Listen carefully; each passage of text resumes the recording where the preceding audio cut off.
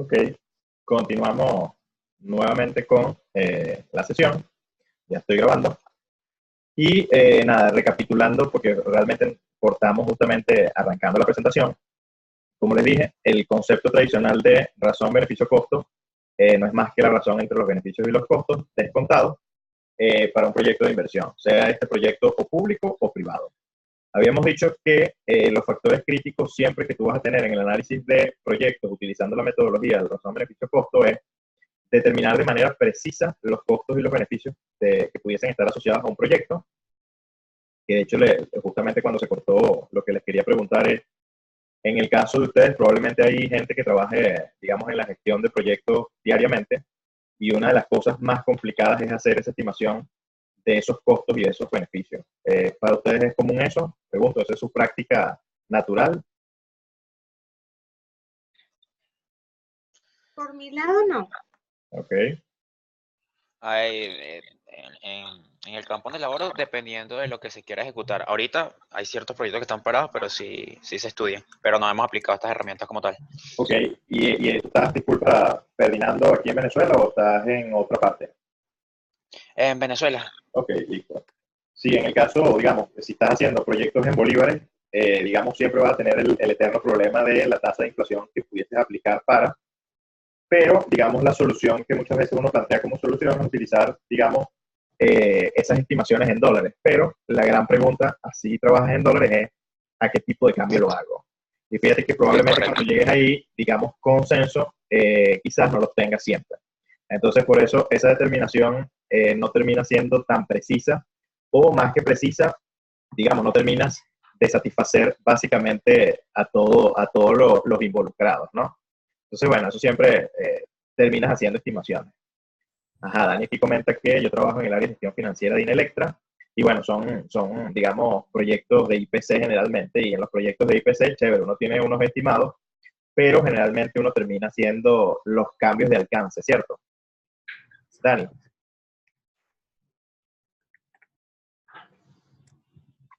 Ajá, Ricardo aquí coloca que se escucha un poco mal otra vez. Vamos aquí a hacer la revisión.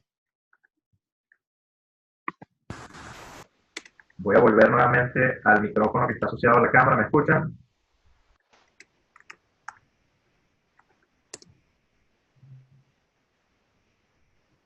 ¿Me escuchan? ¿Me escuchan? sí lo escuchamos, pero el tema es que la voz se escucha muy entrecortada en ciertos momentos, como hay momentos que se escuchan claras, ¿no? Me imagino que obviamente es el tema de internet. Sí, correcto. Al principio lo pudiste corregir, ahorita se volvió a escuchar entrecortado. Ok. ¿Y ahora cómo me escuchan? Lo que hice fue cambiar el micrófono a la tablet. ¿Se escucha bien o no?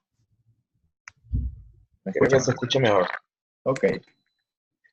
Ajá, entonces Dani, según lo que yo preguntaba, él ahí lo que está colocando es que ahora estamos trabajando en base a unos dólares equivalentes y son consistentes mes a mes con respecto a la tasa adoptada, claro.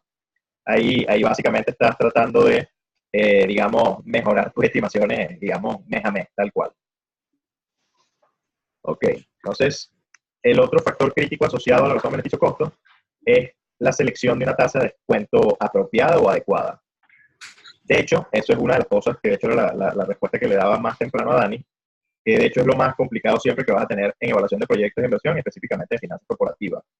La estimación de la tasa. ¿Por qué? Porque hay N cantidad de variables que están incidiendo continuamente, que dependen de ti algunas y otras que no están, digamos, asociadas a lo que es tu trabajo, es decir, el core del negocio. Entonces, eso hace con que la tasa de descuento quizás no sea muy bien estimada o no sea la mejor estimación posible. Y finalmente, el otro factor crítico siempre está asociado al cálculo de la vida útil del proyecto. Las personas que ya han pasado por proyectos de envergadura, de ingeniería por y construcción, muchas veces uno hace un estimado en tiempo y ese estimado de tiempo simplemente queda corto. Entonces, nada, esos son siempre factores críticos que van a estar asociados a lo que es, digamos, la aplicación de la metodología de la razón beneficio-costo. Entonces, de aquí, las siguientes láminas que les voy a facilitar están asociadas a alguien que de hecho desarrolla muy bien el tema, que es Joseph Stiglitz. Él aún está vivo, premio Nobel de Economía. Él de hecho tiene muchos libros acerca de este tema Y, digamos, en uno de sus papers sobre razón, beneficio, costo, él allí, digamos, diserta sobre, digamos, las maneras como uno pudiese hacer esa estimación de tasa de descuento para proyectos de inversión, o bien del sector público o bien del sector privado. Entonces, ahí básicamente, digamos, lo que estoy haciendo aquí con estas láminas es sacando los extractos más importantes, tanto de su libro como su documento de trabajo que versa sobre el tema, que dice lo siguiente: en análisis social, beneficio-costo, en cada proyecto se presenta flujo de costos, perdón, y beneficio futuro, que deben ser descontados a valor presente a una tasa determinada para poder evaluar ese proyecto. No existe un consenso respecto a la elección de la tasa de descuento en un proyecto social. Aquí él va directamente ya a tocar el tema, digamos, bajo un enfoque social. Entonces, Stiglitz, allí lo que propone en ese documento de trabajo del año 2000, él resume 3 formas de realizar esa elección. Entonces, él dice, o él establece que la primera debería ser tomar la tasa de descuento y esta debería reflejar la tasa que afecta al consumidor, es decir, la tasa a la cual el consumidor puede pedir prestado. Entonces, fíjate, si uno comienza a pensar en eso, en la realidad venezolana hoy día, tú dices, bueno, ¿cuál es la tasa a la cual te pudiese prestar un banco en este momento si es que te presta, ¿no? Esa tasa sería la tasa activa. Por eso es que si en condiciones de hiperinflación, si un banco te da platica, casi que tú sales corriendo a buscar ese dinero. ¿Por qué? Porque tú te estás apalancando en el banco. Cuando termines de pagar ese préstamo, simplemente eso se convirtió en sal y agua. ¿Me va siguiendo? Correcto. Ok. Lo segundo que él plantea allí es que la tasa debería reflejar un costo de capital. Esto es que la tasa a la cual el productor puede pedir prestado. Dicho de otra manera, eso es pensar ya más de cara a lo interno y pensar en los accionistas. Es decir, ¿a cuánto le cuesta al accionista, digamos, fondear un proyecto de inversión? Y eso básicamente allí establece el costo de capital propio. Entonces, para estimar nosotros el costo de capital propio, bueno, una de las metodologías que utilizamos en finanzas corporativas era, por ejemplo, el KPM. La otra pudiese ser tomar el retorno sobre el capital. Eso es, digamos, eso es más sobre un enfoque más contable. ¿Siguen? Ok, sí. Finalmente, él propone que la tasa de descuento no debería reflejar las tasas de mercado, ya que un proyecto, por su larga duración, podría afectar a varias generaciones, por lo que las tasas actuales de mercado podrían no representar el comportamiento correspondiente a todo el ciclo de vida del proyecto. Entonces, él allí lo que te está diciendo es que dada la alta volatilidad de las condiciones que pudiese tener un mercado, y pensando sobre todo en los proyectos de largo aliento, le hace de largo plazo o mediano plazo, inclusive cercanos a los 9 años, bueno, dado que hay variables que no puedes controlar y no puedes conocer, digamos, hoy, de, por ejemplo, cambios tecnológicos que se pudiesen dar en el mundo o cualquier otra variable que te pudiese afectar, digamos, el análisis del proyecto, esas tasas, si son muy elevadas, pudiese comprometer, por ejemplo, a un número, digamos, indeterminado de generación. Entonces, él allí lo que propone, y de ahí sale el concepto, que yo no sé si ustedes alguna vez lo han escuchado, la tasa verde o la tasa social. ¿Han escuchado hablar sobre eso? No. Yo no, yo tampoco. Ok, en Europa y ya en algunos proyectos ejecutados en algunos países en Asia y en Estados Unidos, fíjate que cuando tú tienes un proyecto que, por ejemplo, vamos a pensar que tenga un impacto ambiental positivo, de otra manera, que no contamine, por ejemplo, la gran pregunta que tú te puedes hacer es, oye, la tasa a la cual yo voy a castigar este proyecto debería ser la misma que la tasa a la cual yo debería castigar un proyecto que sí es altamente contaminante y que efectivamente genera un daño en el medio ambiente. Entonces, fíjate que cuando yo me comienzo a hacer esas preguntas, la respuesta obvia es decir que no. Entonces allí es cuando entra, digamos, el Estado, y el Estado pudiese, digamos, a través de la banca, como que subsidiar o premiar proyectos que sean proyectos limpios y que no, digamos, dañen o contaminen el medio ambiente. Y esas tasas verdes básicamente lo que son tasas más favorables para la empresa que está ejecutando el proyecto. ¿Qué quiero decir yo con eso? Que bueno, que si la tasa, por ejemplo, es del 25% en condiciones normales y dado que tu proyecto no contamina o no daña el medio ambiente, bueno, a lo mejor la tasa que yo te pudiese ofrecer puede ser el 18%. Entonces, fíjate que como hay alta sensibilidad en las tasas, el solo hecho de pasar de una tasa del 25% a una 18% pudiese cambiar la decisión de si ejecuto o no ejecuto un proyecto de inversión, porque pudiese pasar de un BPN negativo a un BPN positivo. Se va entendiendo, digamos, lo que hay detrás de la metodología y de lo que es la razón beneficio-costo. Correcto. Ok, entonces, déjame checar aquí el chat. Ok. Profe, disculpe, le quería proponer algo. ¿Sí? ¿Habrá manera de que usted pause o bueno, la cámara a ver si mejora el tema del audio? Porque el audio Ok, aún persiste con el problema. Se escucha, pero con detalle. O no sé si sea por el ancho de banda. vamos a ver. Ok, ¿me están escuchando ahora? No, igual, entonces el Es micrófono. igual. Es Sí, igual. es el micro. Yo escucho bien a los muchachos sin interferencias, pero usted no. Yo creo que hay un problema de micrófono en ese sitio. Ok, vamos a ver aquí. Vamos a pasar ahora.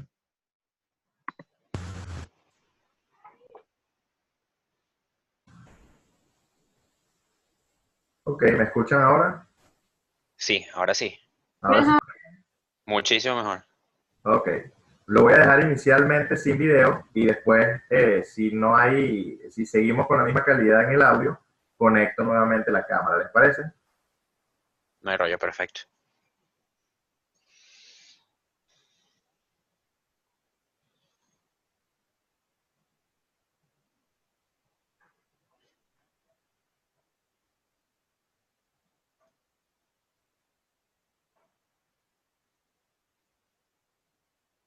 No escucho, no escucho. Bueno, yo no escucho a nadie, no sé ustedes. Si está hablando, yo no escucho. Yo tampoco escucho.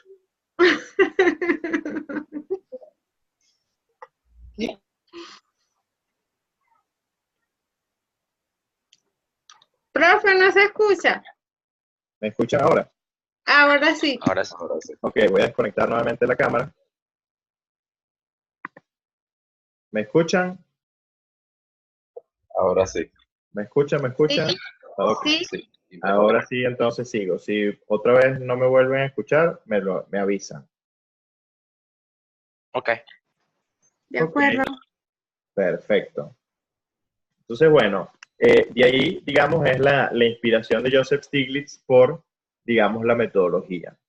Entonces, el objetivo general de lo que es de un análisis beneficio-costo es básicamente comprender la economía o bien del sector público o del privado, realizar la evaluación del proyecto, así como la comparación de las alternativas utilizando el método, digamos, descrito anteriormente.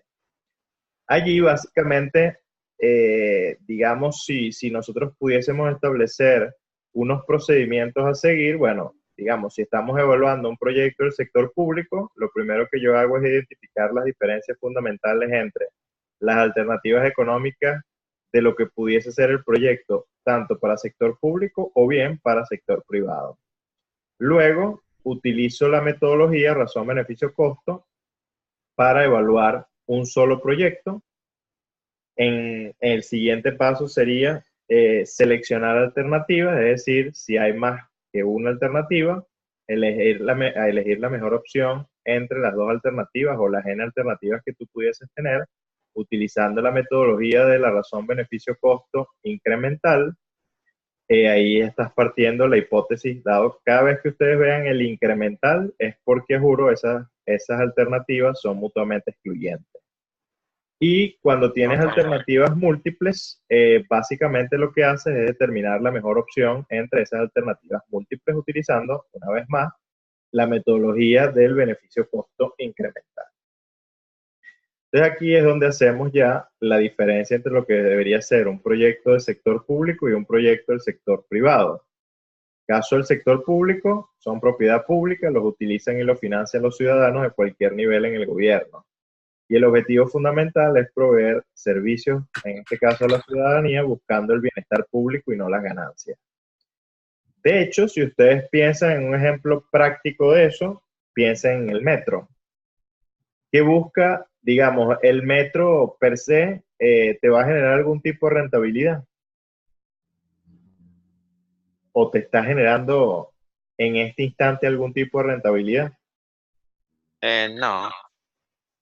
Fíjate que antes cobrabas, pero ya ahorita tienes, al igual que la gasolina, tienes, digamos, tiempo sin cobrar absolutamente nada por utilizar el metro. ¿Sí? No, no. Ah, Sí, bueno, correcto. tal cual como lo describe Ricardo allí en el chat, ¿no? Y aquí menos, es así. En el caso de proyectos del sector privado, son obviamente propiedad de las corporaciones, asociaciones o individuos. Los productos y servicios de los proyectos del sector privado los utilizan los consumidores y clientes de manera individual. ¿Hasta ahora me va siguiendo? ¿Correcto?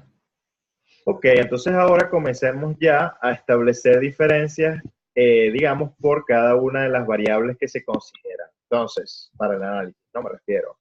En cuanto a la magnitud de inversión, si tú lo estás evaluando por el sector público, siempre la magnitud de inversión de los proyectos que se ejecutan en la administración pública siempre van a ser mucho más grandes que los que se ejecutan en la administración privada. Entonces, puede que te encuentres algún proyecto que tenga una magnitud de inversión importante en empresas privadas, pero de verdad que no es lo común. La mayoría siempre se va a dar en, digamos, magnitudes de inversión pequeñas o medianas. En cuanto a las estimaciones de vida, creo que está ya muy claro que generalmente, digamos, el sector público termina ejecutando todos los proyectos que son de largo aliento. Y ahí yo de hecho lo coloco en el cuadrito donde yo coloco que son, digamos, generalmente de 30, 50 o más años. Y en el caso del sector privado, evidentemente, como tú estás tratando de recuperar el dinero lo más rápido posible, casi que siempre revisas los proyectos como mucho, mucho, mucho a 25 años. Eso te lleva entonces a establecer ya un criterio. Si nosotros estamos evaluando proyectos de inversión y ese proyecto de inversión que estamos evaluando supera ya los 25 años o los 30 años, bueno, simplemente yo puedo evaluar el proyecto asumiendo que eso es una renta perpetua. ¿Por qué? Bueno, porque si ustedes calculan utilizando, por ejemplo, la fórmula de rentas vencidas y constantes y hacen el cálculo para un proyecto de inversión para 35 años, calculan el valor presente y después calculan el mismo valor presente utilizando las mismas información de mercado, pero asumiendo que es perpetuo, es decir, R entre I, tú vas a ver que llegas prácticamente al mismo resultado. Hay una pequeña variación que de hecho es lo que yo coloco allí en el cuadrito que está color naranja. ¿Me van siguiendo? Ajá. Ese cuadrito color naranja es simplemente para explicar que todo lo que supere, digamos, 30 años como proyecto, inclusive hay algunos libros que te lo colocan y la práctica es así, de 25 años en adelante, ya yo lo puedo definir de una vez como una renta perpetua y lo evalúo. Matemáticamente es mucho más sencillo trabajar una renta perpetua que una renta, digamos, que sea constante. ¿Okay? Ok. Luego, en cuanto al flujo efectivo anual estimado que yo pudiese tener, en el caso del sector público, generalmente estamos hablando de proyectos que no van a tener mucha ganancia o ninguna. Se estiman unos costos, unos beneficios y unos contrabeneficios. Los costos no es más que estimar gastos para la entidad gubernamental o bien para, digamos, la empresa que estés evaluando para la construcción, operación y mantenimiento del proyecto, menos cualquier valor de salvamento. Los beneficios básicamente son las ventajas que experimentará el propietario en el caso de un proyecto, digamos, del sector privado y en el caso del sector público, en este caso, el organismo o el ente público que esté, digamos, haciendo esa revisión. Y los contrabeneficios son las desventajas que pudiese tener el propietario cuando se lleva a cabo el proyecto bajo ciertas consideraciones. Por ejemplo, un caso que pudiese y aplica muchísimo en el caso de Venezuela, imagínense que ustedes se ganan la concesión para iluminar toda la autopista regional del centro. Y bueno, ustedes comienzan a hacer el trabajito. Y vamos a suponer, a lo mejor lo que voy a decir es una locura, pero ustedes colocan el cableado para, no sé, 10 kilómetros en un día. Resulta que ustedes no tomaron foto, no llamaron a un supervisor, digamos, por parte del Estado para que validara que efectivamente ustedes habían colocado el cableado. Y ustedes simplemente se van y al día siguiente regresan. Y cuando regresan al día siguiente, oh sorpresa, no hay cables por ningún lado. Es decir, se los robaron. Eso para tu proyecto, dado que no quedó registrado por ningún lado que efectivamente tú hiciste la entrega y que efectivamente colocaste el cableado allí, ¿cómo lo vas a colocar en el análisis? Lo vas a colocar como un contrabeneficio. ¿Se entendió eso? Correcto. Ok. Sigo por acá. Financiamiento. En cuanto al financiamiento, si tienes proyectos en el sector público, bueno, un aspecto del financiamiento pudiese ser el impuesto, el pago de derechos, los bonos, fondos de particulares, etcétera. Cualquier mecanismo financiero que te permita apalancarte. En el caso del sector privado, yo lo puedo hacer vía acciones, bonos, préstamos, propietarios individuales, etcétera. Para el caso de la tasa de interés, en el caso del sector público, generalmente trabaja con tasas más bajas. En el caso del sector privado, siempre son más altas con base al costo del capital en el mercado. Criterios para la elección o selección de las alternativas. En el caso del sector público, los criterios pueden ser diversos, pueden ser múltiples. En el caso del sector privado, se basa principalmente en tasas de rendimiento. Es decir, ahí se ve clarito, en el sector privado, yo estoy apostando siempre a tener, digamos, mayor rendimiento. En el caso del sector público, no necesariamente yo apunto a la rentabilidad, sino que apunto a otras cosas, como por ejemplo pudiese ser, y fíjate el impacto que pudiese tener eso. Si tú ves a Caracas como un todo, nosotros tenemos un gran pulmón, que es el Ávila. Cuando tú ves el Ávila per se, fíjate que el criterio pudiese ser por ejemplo, para el Estado. Si tú tienes ese filtro o ese pulmón, que es el Ávila, eso lo que te está diciendo es que tú pudieses filtrar, digamos, esos gases y generar, digamos, un aire puro continuamente. ¿Qué efecto tiene eso sobre la sociedad? Bueno, el efecto que tiene es que tú deberías tener una menor incidencia de problemas respiratorios en tu sociedad. ¿Y cómo beneficia eso al sector público? Bueno, porque si las cosas funcionaran como es debido, yo no debería, digamos, gastar tanto en insumos para incidencias de ese tipo, digamos, en Caracas, como pudiese ser en otros estados que no tengan ese pulmón. ¿Se está entendiendo lo que estoy diciendo? Totalmente, es así. Entonces, allí es cuando tú comienzas a establecer eso de los criterios múltiples. Es decir, ya yo no necesariamente, yo voy a tomar decisiones porque, digamos, el proyecto me está generando el mayor rendimiento, sino que yo pudiese generar un indicador que me diga que efectivamente así trabajan los gobiernos. Resulta que mi indicador es cuántas vidas yo estoy salvando haciendo, digamos, o estableciendo una determinada política. ¿Se entiende eso? Ok. Ok. Sigo por acá.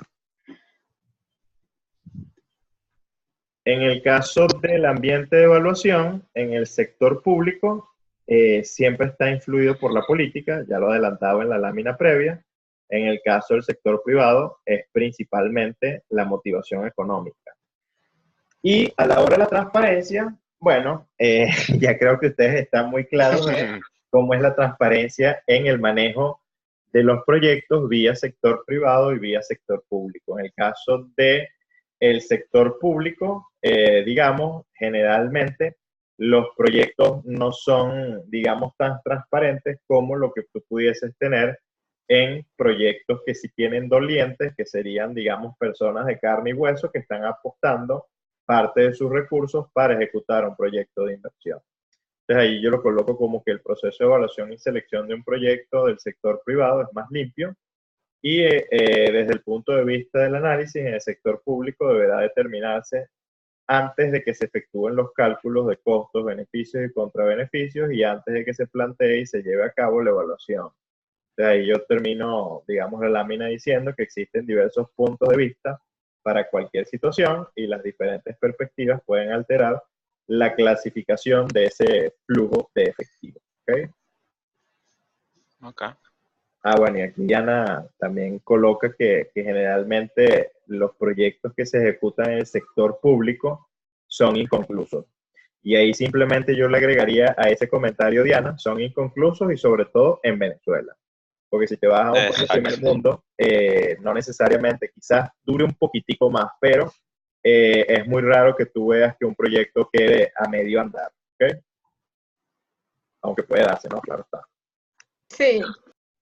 Ok, entonces, digamos, las siguientes 5 o 6 láminas, básicamente un poquitico más, apuntan sobre lo que hemos visto hasta ahora, y son extractos que yo tomo, extractos que me parecieron importantes del libro y del paper, ¿no? De Stiglitz.